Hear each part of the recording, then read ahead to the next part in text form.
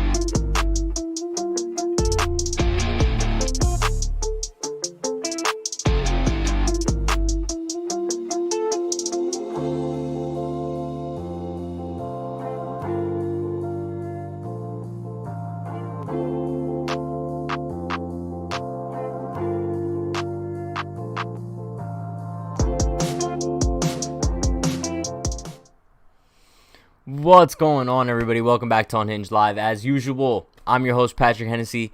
We got the Yankees post-game to touch on tonight. They lost to the Phillies 7-0. Got swept in this two-game series in Philadelphia.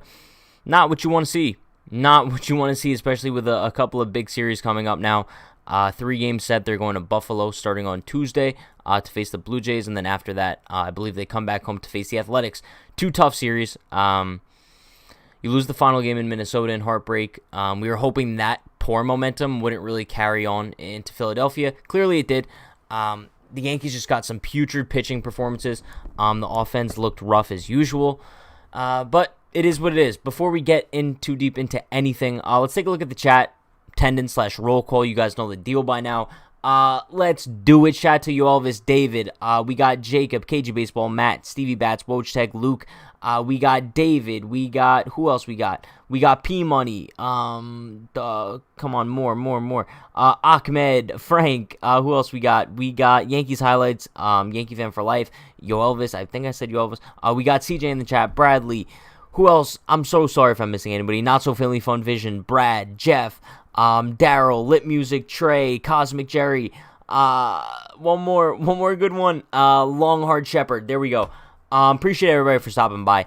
Despite the fact that the Yankees are brutal, I really do appreciate you guys just stopping by in the streams all the time. It really means a lot. But we got two donos to touch on. Thank you guys. Shout out to Lori with the $5 dono. Appreciate you, Lori. She says, at least we have your good content and streams to look forward to. Thanks, Pat. Thank you guys. I've always said no matter how bad the Yankees get this season, no matter how rough things get, I'm doing these live streams regardless. Pre-games, post-games, every single day. I understand it's a great outlet for fans to kind of vent their frustrations, right? If we just kind of just sit back and just sulk in our own sorrows about the Yankees, it's not going to help anything. So if we could just kind of make light of the situation, and just kind of find a way to still enjoy the game and enjoy the discussion, I'm glad I could help doing that. So thank you for the dono, Lori. But also run back those Brian Finger Guns for Lori and Yankees highlights. Give me them for Lori. Bang, bang, bang. Let's go. But give me them for Yankees highlights as well. Shout out to Yankees highlights with the $3 dono. Appreciate you, my man. They said 3 straight weekends they are getting swept. Unfortunately, that's kind of the case. Bang, bang, bang. Unfortunately, I mean, it just seems like no matter what the Yankees do right now, they can't seem to get out of their own way. I don't know. They looked promising on Saturday against Vince Velasquez. And going into today, I talked about this with Brian on the pregame, right? We really thought that maybe there was a chance, since Aaron Nola has like a 5-year ERA since his shutout in April, that he was going to implode today and the Yankees were going to be able to capitalize on him. Clearly, that's not the case. I believe he went, 7 or 8 shutout? Girardi might have pulled him in the 8th, if I'm not mistaken. But on the flip side of things, Domingo Germán did not do too well at all.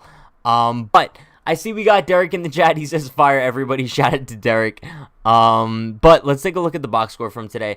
Looking at the lineup, DJ LeMahieu went 2 for 4. He had a couple of hard hit balls that could have been hits, but they weren't. But Gleyber Torres went 1 for 4. Odor went 1 for 4. Rougned Odor, the 3-hole hitter apparently.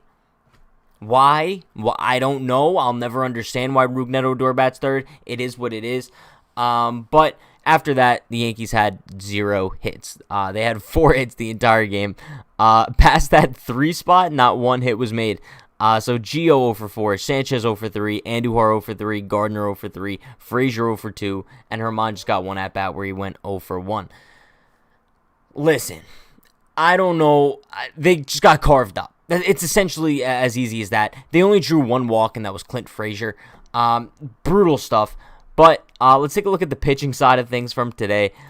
I know, not too pretty either. Domingo Germán, 4 1/3, 7 earned runs. 7 earned runs. On 10 hits, 1 walk, only 2 Ks. You couldn't have expected such a brutal performance out of Domingo. But listen, shout out to Drew K with the $2 dono. Give me those Brian Finger guns. Bang, bang, bang. Appreciate you, Drew. That kind of rhymes. Appreciate you, Drew. Get it? Okay, moving on. He says, why can't we play Stanton in the outfield? He's so hot right now. Well, on the bright side, Stanton's well rested for the Toronto series, right? And he's still probably going to get a day off then, too. But listen, I'm a firm supporter in, like, Stanton playing in the outfield. Clearly, the Yankees aren't comfortable with doing so. It is what it is.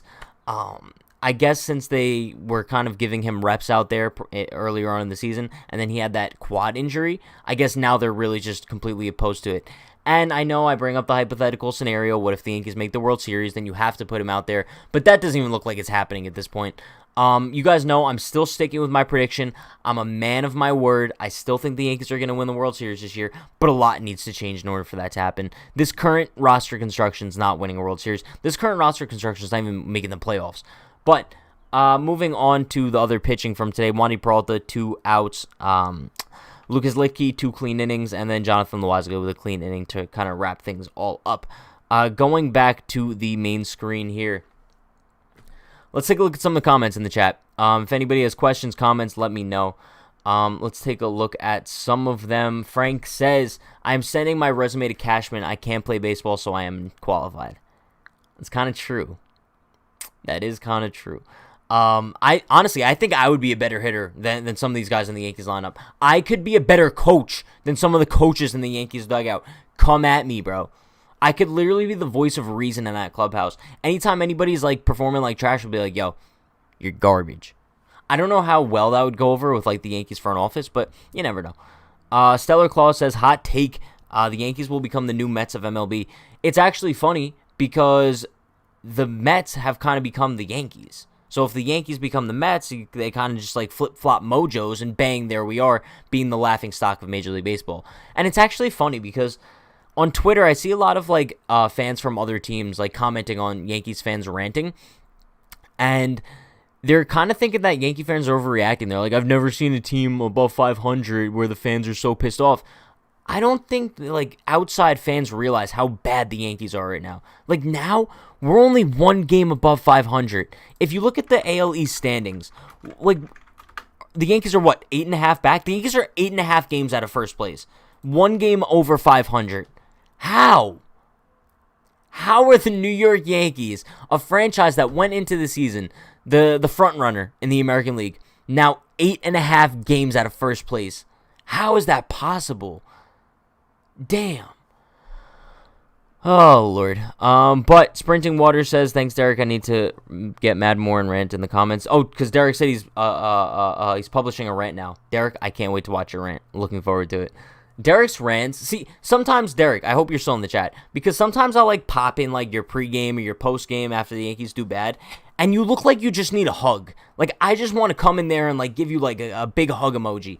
Because, I don't know, me and Derek are like kind of different in that sense, right? I feel like it affects him like much more emotionally. For me, it's much more like, I think I'm just so used to it. Like, Derek grew up with like those 90s dynasty Yankees. Unfortunately, like, for me, the earliest team I kind of remember is like 2007, right? So the 2017 when the season kind of ended with the whole midges. So I was grown up for heartbreak right from day one. Right from day one. Then they won the World Series in 2009, sure. But then after that, nothing but heartbreak my entire childhood. So I guess I'm just kind of numb to it all by now. Derek, he's kind of holding on to those old days, but I give him fair credit. I wish I had those old days to hang on to. Not So Family Fun Vengeance says, Pat will be hitting 250, so he'll hit better than half the Yankees. That's all I'm saying, bro. I could be batting 198, and I'll still be batting better than half the Yankees. Bro, put me in there over Clint Frazier or Brett Gardner any day. And I'll probably have a better arm. I have a solid arm. That's one thing that I'll give myself credit for. If you put me in a Major League outfield, I could probably have a gun, but I probably can't hit. I don't think anybody in the chat could hit Major League pitching, or else you probably wouldn't be in the chat. But Jordan says, is Boone a Muppet? A puppet. Muppet, same thing. Have to say fire Boone and Cashman, then otherwise firing Boone changes nothing. Hal isn't going to go over the luxury tax for a terrible team. This is something I find interesting, right? I posted this on Twitter earlier. Now, the Yankees have been bad for like a full calendar year now, right? Dating back to 2020. When they started off the season kind of hot, but then they turned into trash, kind of like around that was like sometime in August where they turned into trash, right? So we're almost a full calendar year into the Yankees just being genuinely bad. We have heard one interview from Hal Steinbrenner. Other than that, we have not heard any comments from the dude, which kind of just leads me to believe that he doesn't care. He doesn't care about the team's performance. He's just getting money in his pockets regardless, and I think that's kind of all that matters to him. I hate to kind of assume that, but what else could we assume at this point? When Hal Steinbrenner just kind of watches the team burn for a full year and hasn't done anything about it and hasn't really directed more money into the team to kind of improve things, what else are we supposed to expect? Clearly the dude doesn't care. But let's see what else we got in the chat. Elite Assassin says, I'm fine with Judge playing center field if that means Stan can play right. I would love Judge to be playing center more often. You just can't keep throwing Brett Gardner out there. I'm sorry. I know a lot of people in the chat love Brett Gardner. I don't mind him as a fourth outfielder, but he can't keep being the Yankees starting center fielder. It's just not something that could happen on a consistent basis. So if you could put Judge out there, my idea, which you guys are going to hear tomorrow. Hold on. I might have to sneeze. Fight it off, Patrick. Fight it off. Yo, that sneeze was no match for me, bro. I literally just fought off the sneeze. Let's go. W's in the chat. But my idea, which you guys are going to kind of hear more in depth tomorrow on the video that comes out 12 p.m. on the channel, me and Brian are going to be talking about why the Yankees should call up Trey Ambergy to kind of help the outfield situation. But I genuinely think that Trey Ambergy would be an awesome fit in center field. He's played a decent amount of center field so far in his career with the Yankees. But I think the key with that is you call up Trey Ambergy and send down Clint Frazier. I think that's what you need to do. You send Clint Frazier down to AAA for a few weeks, have him figure things out. On the flip side, you call up a guy like Trey Ambergy, who's absolutely red hot. Fighting off a sneeze again. Who's absolutely red hot. The dude's batting like 400. He has like a 20-game hit streak dating back to 2019. Literally do it. Literally do it. What do you have to lose at this point? Send Clint down. Maybe he gets some reps down there and improves. I don't know. But it couldn't hurt. You guys are going to see that video tomorrow, 12 p.m. though.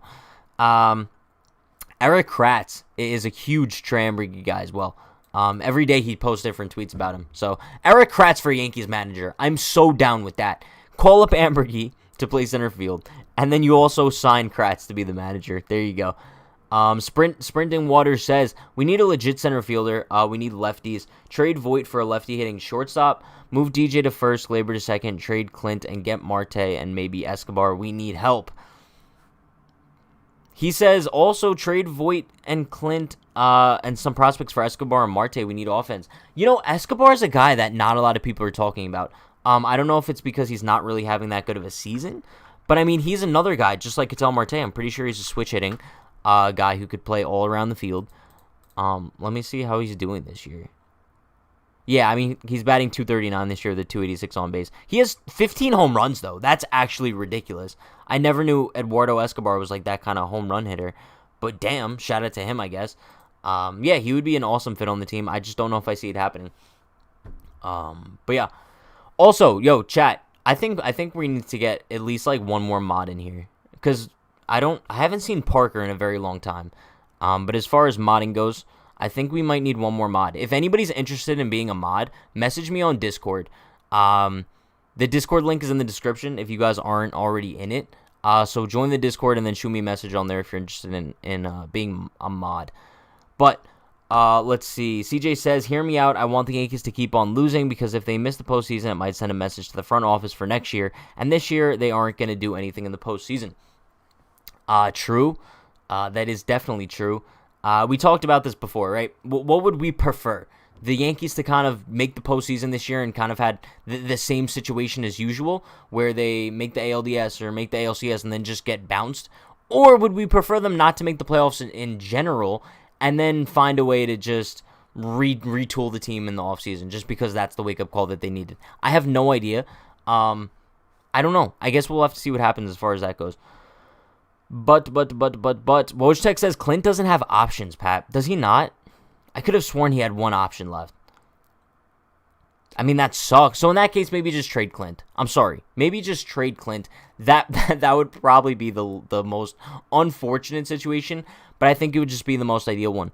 You can't say that Clint Frazier just is going to come around.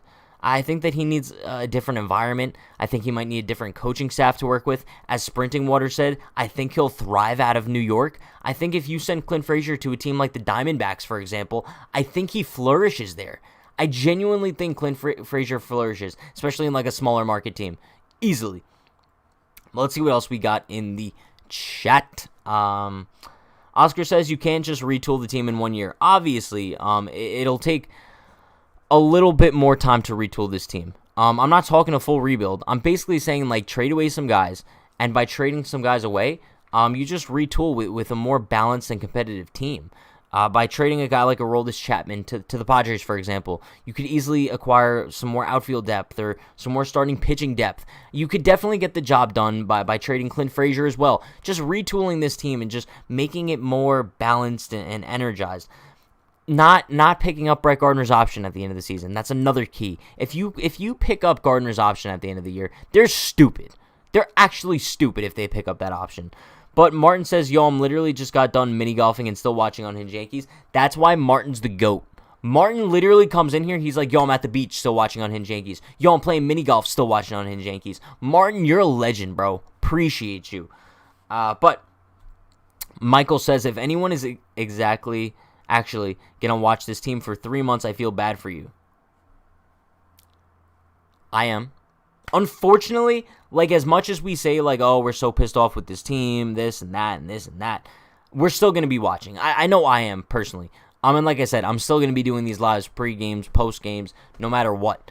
So I don't know. I guess we're just kind of down for the ride, no matter what it is. But one guy I do want to talk about today, which I think is interesting, kind of going back to the Domingo Germán thing, right? There's no way that anybody could have expected him to do this bad today, especially because of, I guess, the trend that he was on his most recent starts. I believe now, kind of looking at his numbers, if I could go back to them really quickly, after giving up 7 earned runs today, Domingo now has a 3.88 ERA.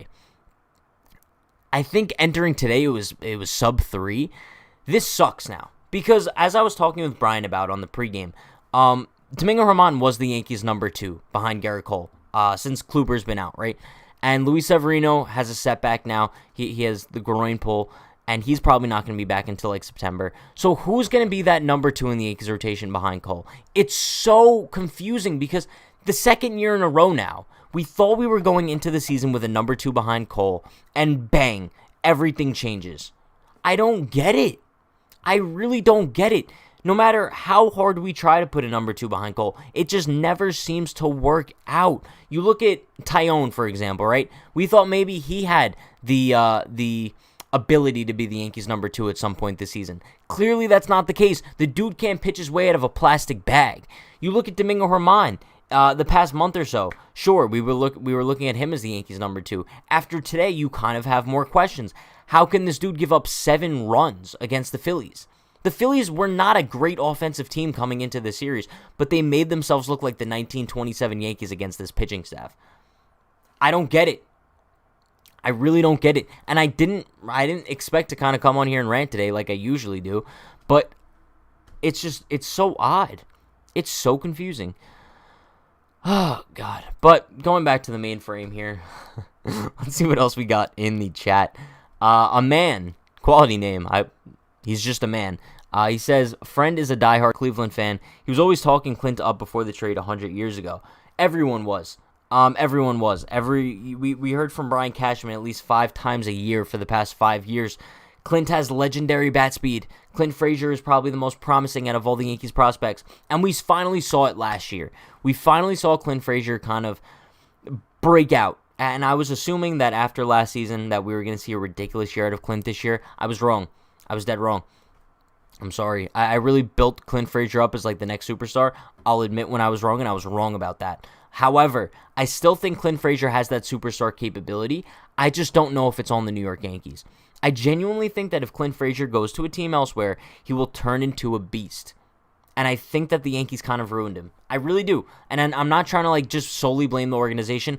Obviously, part of it is on Clint as well. But I think most of the blame for like the downfall of Clint Frazier's career so far is because of the New York Yankees and their treatment of him. We're talking about a guy who should have been a Major League outfielder since 2017, getting consistent at-bats in the league. And here he is in 2021, and he just barely got his full-time opportunity in left field. It's a shame. It really is a shame, because even this season, he never truly got his full opportunity. I believe 10 games into the season, he was benched for 2 days in honor of Brett Gardner. I don't get it. I really don't get it. He was struggling for maybe like 5 games, and then he was benched for 2. You can't do that to a guy, bro. You can't. I don't want to say that screwed up his whole season, but it might have. It really might have. Let's see what else we got. Chat's good today. Appreciate you guys for stopping by. CJ says, if we miss the playoffs, I know it's not important, but we'll also get a better draft pick. Just tank the rest of the season, honestly. I can't see the Yankees tanking. Tanking isn't necessarily a thing in baseball just because the whole draft format isn't the same as it is in football and basketball. So even if you do have, like, I don't know. I can't. It's much harder to tank in baseball. I'll say that much. But yeah, I don't know. Tanking for Leiter is just about not a thing anymore. If the Yankees wanted to tank for Leiter, they would have had to been awful last year. Because I'm pretty sure Leiter is going to be drafted this year, unless he decides, he's going to stay 1 more year in college. I don't see that happening, though. Let's see. Ed King says, maybe Clint is like Mike Ford. The league caught up with him and figured out his weaknesses. But here's my thing. You look at a guy like Mike Ford, right, who the league clearly figured out, and that's the reason for his struggles. But where's the Yankees coaching staff to kind of step in and be like, hey, like the league has adjusted to you, so now we're going to help you make these adjustments in order to adjust to the league. It's so confusing how the coaching staff doesn't do this with their guys. When Mike Ford struggles so bad and the approach remains the same because the league figured him out, where is the Yankees coaching staff to step in and kind of be like, yo, like, make these adjustments in order to adjust to the league? It seems like once opposing teams make adjustments to the Yankees don't adjust back, and they just wallow in their own sorrows. I don't know. As Wojtek just said, zero adaptability, literally zero. The Yankees are like, what's that thing? What's that animal that changes colors when they're like in a chameleon? It's a chameleon. That's right. The animal that like changes colors no matter what they're on. The Yankees do not have chameleon capabilities. If they're like being hunted down by a predator, they cannot camouflage. They just can't. Aaron Nola sees them, and they can't get in disguise. It's as simple as that. Let's see what else. Ahmed says, you hit 198, Boone would put you in the 2-hole. It's probably true. Jeff says, this team is like the Titanic after it hit the iceberg. We are now just waiting for the ship to sink. If the Yankees are the Titanic and they hit the iceberg, do you guys think that I'm like the guys playing the violin? Me, Derek, and Dan are the guys playing the violin as the ship goes down. Dee-doo-doo, dee-doo-doo. Bang! Ship goes down. We're still playing the violin. Me, Derek, Dan, the violin quartet. Bang. Let's go. But what else do we have in the chat? THG says, I mean, the Yankees do bench players that had good games or stretches, so benching Clint is kind of in their wheelhouse. That's essentially true. Yeah, the Yankees just seem to look at guys and they're like, hey, you had a good stretch of games. I'm surprised Andujar hasn't been benched, to be honest with you. He's probably next on the radar. Anybody who's just starting to hit well, bang, benched. Easy. I don't know. Wojtek says start to focus on contact defense and more lefties. Trade anyone who doesn't fit this strategy and stick it in the future. Who do we think is expendable at this point? Kind of going around the Yankees diamond, right? Who do you think we could trade?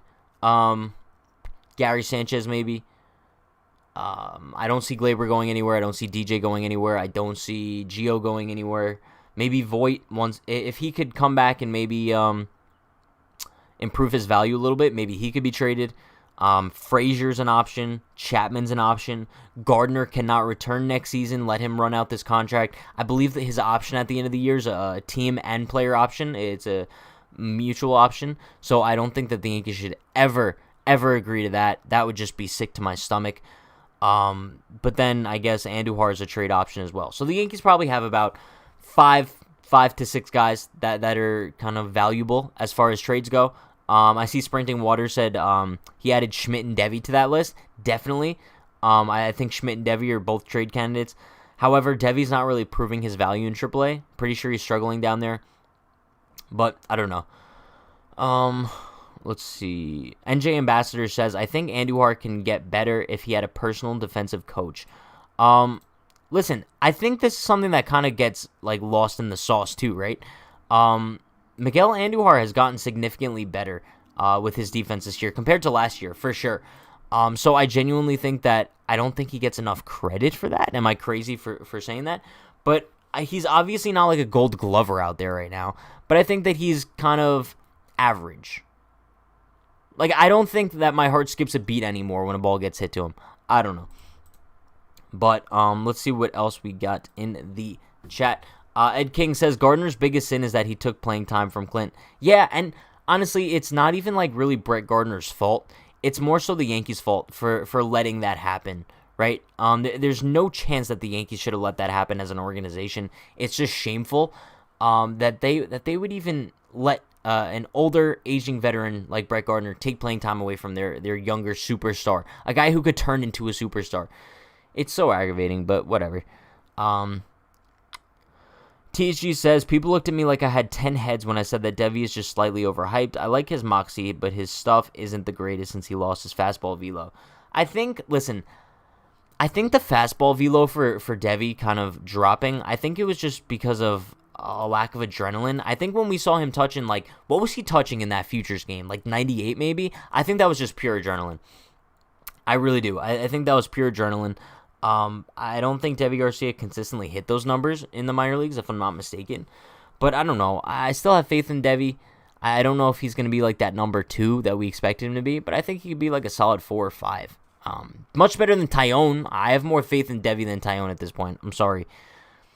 But Luke says, baseball is dead. Who cares? All young people care about in NBA and NFL. Nobody knows who the hell Garrett Cole is. I think that's wrong.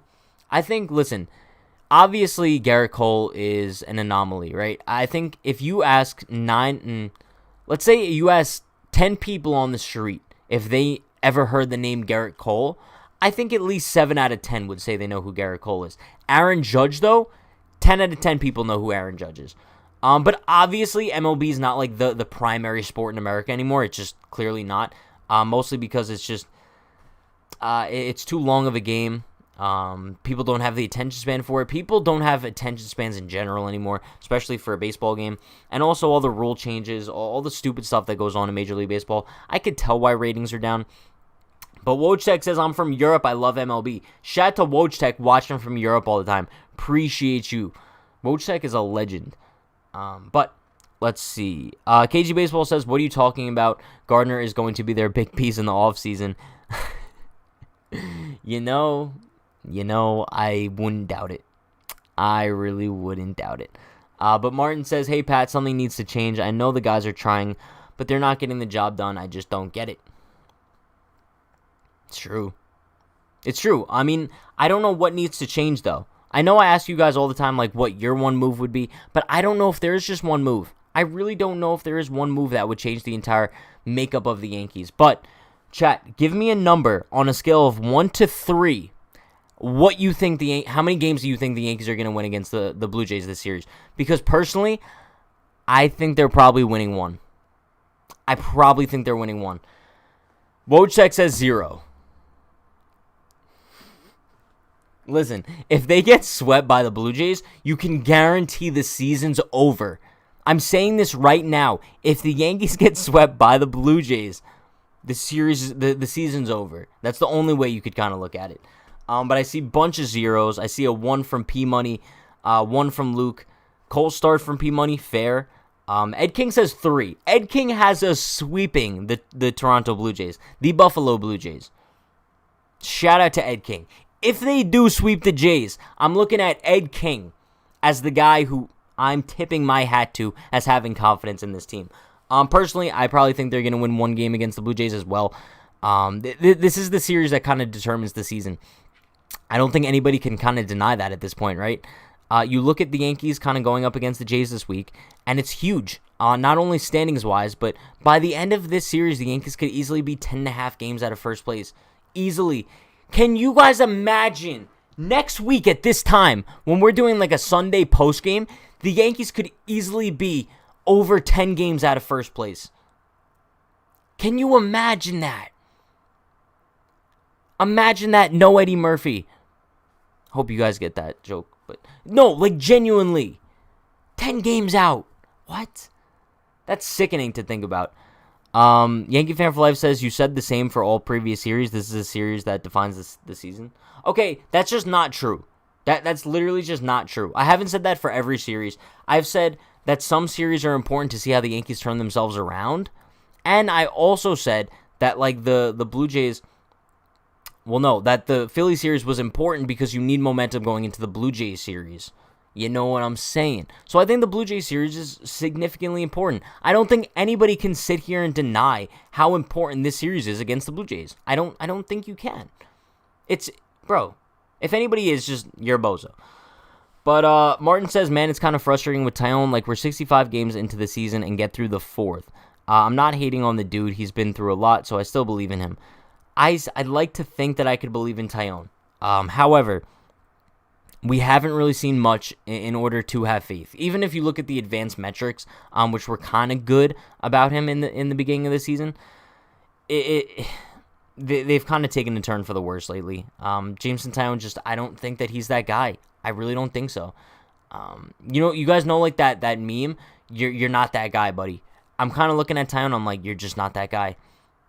I don't know. I think best case scenario, he turns around his season and he has like a 4 ERA to finish things off. I don't know. Sprinting Water says turn Taijuan into a reliever already. He'd be lights out once through the lineup. I think the Yankees would if they had more starting pitching depth. I think the issue is right now, if you make Taijuan a reliever, I think Taijuan would probably be a reliever once the postseason comes, if they even make it. But right now, if you make Taijuan a reliever, like, who do you replace him with? Who do you replace Taijuan with? I mean, sure, you could call up Devi. I don't think he would be that significant of an upgrade where you could be like, yeah, it would be worth moving Taijuan into the bullpen. I just don't know. It's so confusing. But Sprinting Water says Chubby Vlad has 20-plus home runs, though, and hitting 300-plus. Listen, Vlad's not so chubby anymore either. Every time we face the Blue Jays, you're guaranteed at least one Vladimir Guerrero bomb. And you know what else? You know what? So, okay. Whenever we face the Blue Jays, we're guaranteed a few things, right? 1, a heartbreaking loss, right? 2, a Vlad home run. And 3, at least 3 people in the chat saying that I look like Bo Bichette. You're guaranteed at least 3 of those things every single time we face the Blue Jays. So, I'm going to keep a counter. I'll probably put it in like top of the screen somewhere when we start facing the Blue Jays. How many times people kind of bring up Bo Bichette. Yeah, Bo Bichette home run as well. It seems like every single time we face the Jays, he kills us. And keep in mind, chat, the Blue Jays have like a top 5 offense in the league right now, right? They're doing all this without George Springer as well. Keep that in mind. They're doing all this without George Springer and Randall Grichuk. Yeah, he's bound to hit a home run as well. The Blue Jays are a tough team. I don't know if the Yankees have the pitching capability in order to keep up with them. But I do want to see if I could find the pitching matchups for this series. I don't know if they're even out yet, but I'm assuming Cole is almost guaranteed to be pitching one of these games. We're probably going to be facing Manoah as well at some point. It looks like Monty is going to be pitching game 1 on Tuesday. On Wednesday, it's going to be Cole, and then on Thursday, it's going to be Michael King. So we got Monty, Cole, King. I don't know how to feel. If you're winning any one of those games, it's the middle one, which could be the most important, right? Because if you lose game 1, then you have Cole to kind of rebound you in game 2. But then if you win game 1, you have Cole to kind of win you the series in game 2 as well. So I don't know. I guess we'll see. But with that being said, that is going to wrap things up for today's postgame. As David said, it is what it is. I will be live tomorrow, though, chat. The Yankees are off tomorrow. Video going up on the channel at 12 p.m. It's going to be me and Brian talking about why the Yankees got to call up Trey Ambergy. So stay tuned for that tomorrow. And also, 9 p.m. tomorrow, Dan will be joining me for an off-day stream. 9 p.m., stay tuned for that. You guys know it's always a blast when Dan comes on the show. So 9 p.m. tomorrow, me and Dan will be live. Be sure to check out all the links in the description. We got Discord. Be sure to join that. Also, shoot me a message if you want to be a mod. But also, Newsbreak. Follow us on there for exclusive content and merchandise. Link in the description. Unhingedclothing.shop. We're going live before and after every single Yankees game this season. Stay tuned for that. Stay happy, stay healthy, stay safe. Let's go, Yankees. See you guys tomorrow, 9 p.m. with Dan. Stay happy, people. Peace.